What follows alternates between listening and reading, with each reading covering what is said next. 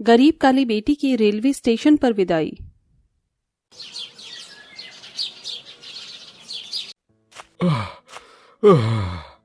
ओहो, गर्मी का मौसम आते ही हम मजदूरों की जान खतरे में आ जाती है। आहा, ओहो।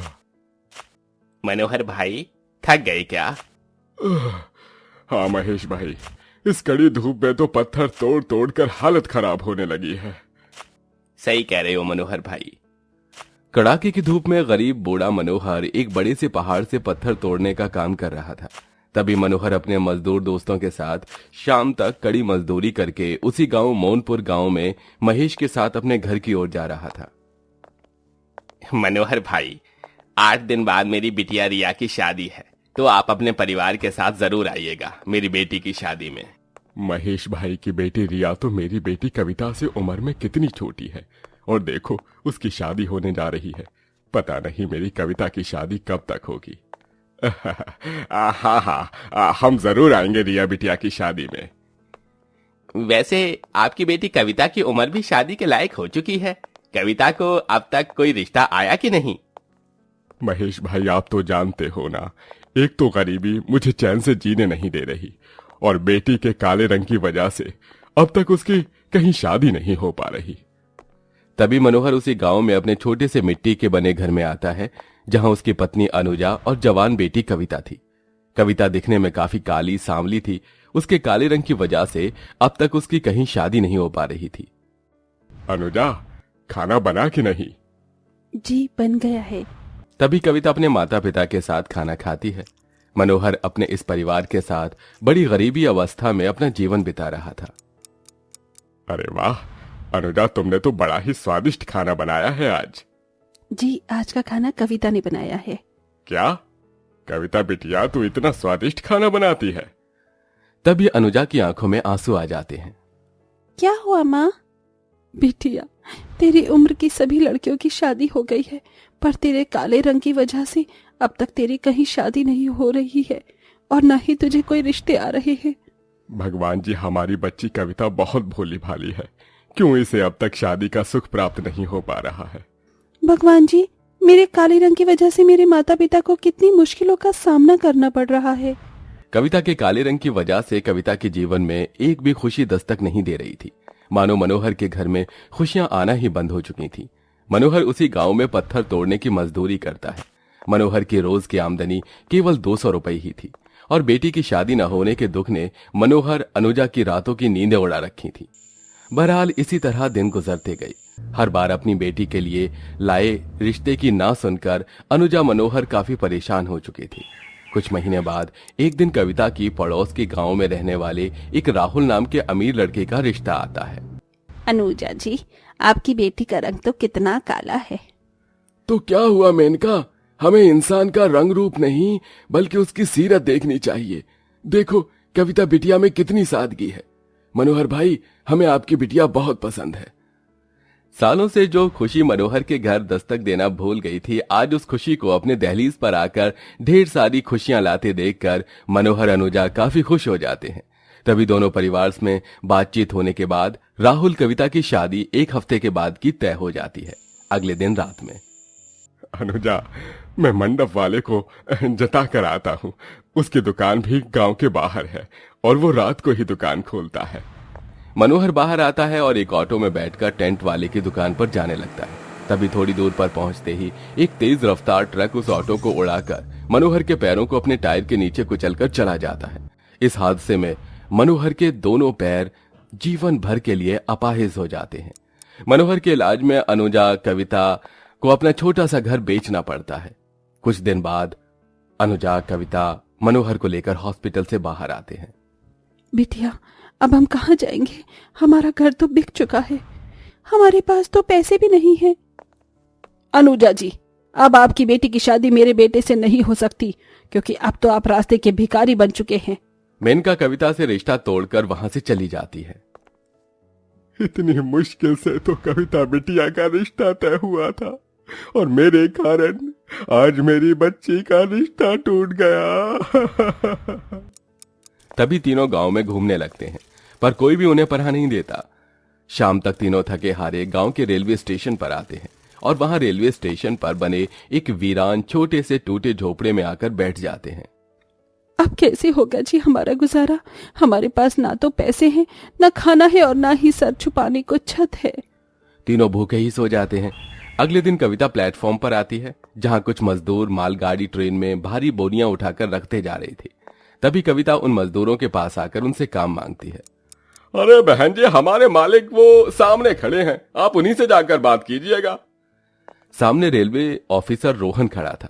तभी कविता रोहन के पास आकर उसे अपने जीवन के सारे दुख बताकर उससे काम मांगती है। अरे आपके दुख सुनकर बड़ा ही दुख हुआ कविता जी, पर इतना कठिन काम आपसे नहीं हो पाएगा। ये काम बहुत मुश्किल है। मालिक, मजबूरी और गरीबी इंसान को हर काम करने में हिम्मत दे देती है। मैं कर लूंगी मालिक ये काम। तभी रोहन 300 रुपए रोज से उसी दिन से कविता को अनाज की बोरियां भारी सामान उठाने का काम सौंप देता है और कविता उसी समय उन मजदूरों के पास जाकर भारी सामान मालगाड़ी ट्रेन के डिब्बों में उठाकर रखती जाती है। मजबूरी भी इंसान को कैसे कैसे काम करने पर मजबूर कर देती है। उसके बाद शाम तक कविता बड़ी लगन से कड़ी मेहनत करके भारी सामान उठाने का काम करने लगी। कविता के अंदर का काम का जज्बा देखकर रोहन दंग रह जाता है। कविता जी कितनी तकलीफों का सामान करके काम कर रही हैं। थोड़े समय बाद कविता रोहन से 300 रुपए लेकर उसी स्टेशन पर बने छोटे से झोपड़े में अपने माता पिता के पास आती है और उन पैसों में थोड़ा राशन लाकर वहीं मिट्टी के चूल्हे पर खाना बनाकर अपने माता पिता के साथ खाती है। इसी तरह कई दिनों तक चलता रहा। एक दिन कविता मिट्टी के चूल्हे पर खाना बना रही थी, तभी रोहन वहां आता है। कविता जी यहां रहती हैं? तभी कविता झोपड़े में आकर अपने पिता को विकलांग कुर्सी पर लेकर अपनी मां के साथ झोपड़े के बाहर आती है। तभी रोहन उसके पास आता है। कविता जी आपके माता पिता हैं? ये? जी मालिक, ये मेरे माता पिता हैं। कविता के माता पिता की गरीबी हालत देखकर रोहन काफी दुखी हो जाता है। थोड़े समय बाद कविता झोपड़े के बाहर बैठकर अपने माता पिता के साथ दाल रोटी खाती है। तभी रोहन वहां आता है और कविता के माता पिता से बात करने लगता है। अंकल जी, आपकी बेटी की अब तक शादी क्यों नहीं हुई? तभी अनुजा बीती सारी बातें रोहन को बताती है। हमारी बच्ची के काले रंग ने उसके जीवन की खुशियों को ही उजाड़ कर रख दिया है। बड़ी मुश्किल से मेरी बच्ची को एक रिश्ता आया था, पर उसके तय होने के बाद गरीबी के कारण वो रिश्ता भी टूट गया। पता नहीं कब हमारी बच्ची की शादी होगी। माँ, अब मुझे शादी करनी ही नहीं है। अब मुझे जीवन भर आप दोनों के साथ रहकर आपकी सेवा करनी है। कविता जी कितनी प्यारी हैं। अपने माता पिता की खुशी और सेवा करने की खातिर कविता जी अपने अरमानों का, खुशियों का गला घोंट रही हैं। कविता जब तक अपने माता पिता की इतनी सेवा कर रही है तो ये अपने जीवन साथी के लिए क्या नहीं करेगी। अगर कविता जी की शादी मुझसे हो गई तो मेरा तो भाग्य ही चमक उठेगा। तभी रोहन अनुजा मनोहर से कविता और अपनी शादी की बात करता है। क्या मालिक, आप रेलवे के इतने बड़े ऑफिसर हैं और अफसर होकर मेरी बच्ची से शादी करना चाहते हैं? जी अंकल जी, मैंने कविता की अच्छाइयां देखी हैं और मुझे पूरा यकीन है कविता जी मुझे जीवन भर खुश रखेंगी। कविता की अच्छाई और सादगी देखकर रोहन कविता के काले रंग को भूलकर उसी समय कविता और अपना रिश्ता तय कर देता है। रोहन पास वाले शहर में अपने अमीर माता पिता मनदीप उर्मिला के साथ अपने घर में रहता है। रोहन रेलवे में ऑफिसर की नौकरी करता था। तभी रोहन कविता की शादी 2 दिन बाद तय हो जाती है। सारे प्लेटफॉर्म पर, रेलवे स्टेशन के बाहर, गाँव में हर जगह रोहन की शादी के पोस्टर लगे हुए थे। रोहन जैसे खूबसूरत लड़के की शादी का पोस्टर देखकर गांव की बाकी लड़कियां दंग रह जाती हैं। अरे कोमल, ये रोहन तो कितना हैंडसम है यार। इस हैंडसम को ऐसे कौन सी लड़की मिल गई? जो भी हो, इस हैंडसम से जिस लड़की की भी शादी हो रही होगी ना, वो दिखने में तो खूबसूरत होगी ही, साथ में काफी खुशनसीबी होगी वो।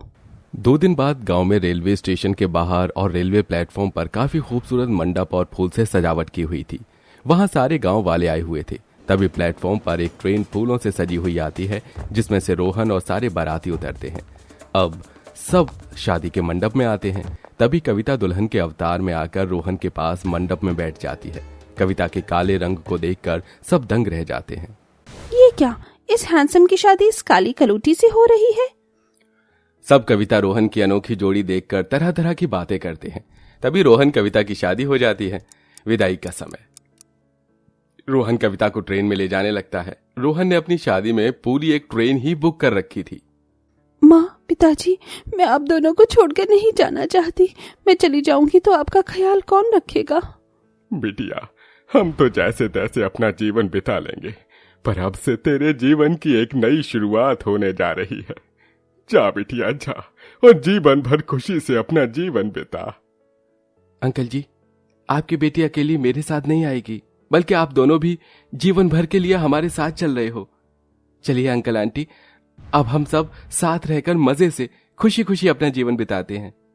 यह सुनकर कविता काफी खुश हो जाती है। तो फाइनली कविता की विदाई में उसके माता पिता भी अपनी बेटी के साथ जीवन भर के लिए अपनी बेटी के ससुराल चले गए और सब साथ रहकर खुशी खुशी अपना जीवन बिताने लगे।